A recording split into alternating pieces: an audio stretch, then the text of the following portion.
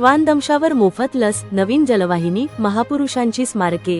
खोपोलीत अनेक विकासकामांना मंजुरी. खोपोलीत नगरपरिषदेचे अध्यक्ष कुलदीपक रामदास शेंडे यांच्या अध्यक्षतेखाली दिनांक 13 मे 2026 रोजी नगरपरिषदेची सर्वसाधारण सभा पार पडली. या सभेमध्ये शहराच्या विकासाच्या दृष्टीने आणि नागरिकांच्या हितासाठी अनेक मोठे व विविध निर्णय सर्वानुमते घेण्यात आले आहेत. सभेत मंजूर करण्यात आलेले प्रमुख निर्णय नगराध्यक्ष कुलदीपक शेंडे यांनी पत्रकार परिषद घेऊन सादर केले आहे. ते पुढीलप्रमाणे: वासरंग, विहारी ठाकूरवाडी, यशवंतनगर व वीणानगर या भागात पिण्याच्या पाण्याची योग्य व्यवस्था करण्यासाठी नवीन जलवाहिनी टाकण्यास सर्वानुमते मान्यता देण्यात आली. खोपोली नगरपरिषद क्षेत्रातील खेळाडूंना उत्तम दर्जाचे मैदान मिळावे यासाठी रायगड जिल्हा क्रिकेट असोसिएशनच्या सहयोगाने नवीन क्रीडांगण बांधण्यास मंजुरी दिली.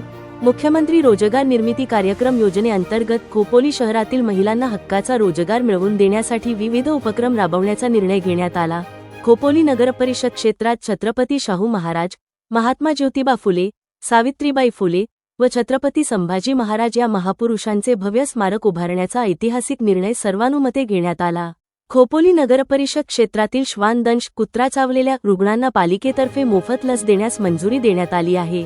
शहरातील प्रसिद्ध झेनित धबधब्यास आता सह्याद्रीचा सुभेदार असे नाव देण्यास मंजुरी मिळाली. शेळफाटा भाजी मार्केटच्या मागील परिसरास अरिहंत नगर असे नाव देण्यास मान्यता देण्यात आली. तसेच शहरात नवीन पूल बांधणे, नवीन रस्ते तयार करणे अशा विविध पायाभूत आणि विकासविषयक कामांनाही या सभेत मंजुरी देण्यात आली असल्याची माहिती खोपोलीचे नगराध्यक्ष कुलदीपक अभाई शेंडे यांनी पत्रकारांना दिली.